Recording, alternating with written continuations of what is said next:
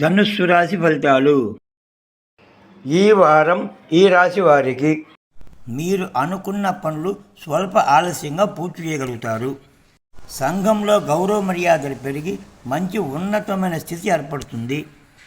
అన్ని రంగాల వారికి నానా మూలక ధనలాభాలు ఉంటాయి. అన్ని రంగాల వారికి అన్ని సుఖాలు సౌకర్యాలు ధనాదాయం కలిసి వస్తాయి.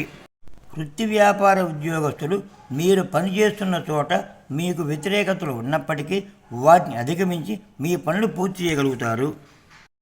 ఒక కొలిక్కి రాకుండా బాధపెట్టిన అన్ని పనులు సక్రమంగా సజావుగా జరుగుతాయి.